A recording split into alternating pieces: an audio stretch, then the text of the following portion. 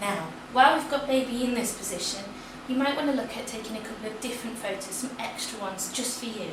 So, things that you can do, a nice one to take from here, especially if baby's got both hands on the chest, is a really nice close-up of baby's face and hands. And you can do that with either your phone or with your normal camera, so let's have a go at that now.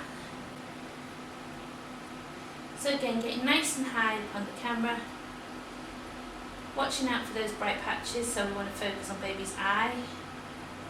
There we go. Similarly, with this camera, again, always using the strap, and then we can get in here,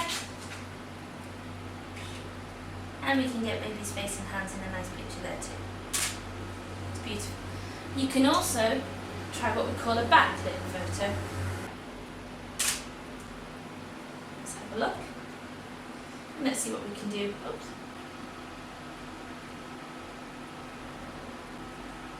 It's not as easy with these cameras because they tend to be a bit wider, but we can have a go, and certainly there's no harm in trying. Play around, maybe take some photos of baby's hands, and then maybe even some feet photos too if you want to. Once we're done, put our camera to one side, and we do not leave baby to sleep in this nest. It's not ideal, although they do look quite comfortable.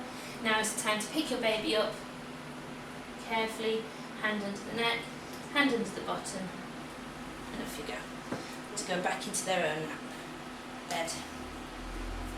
And once you've got them settled, email me your pictures.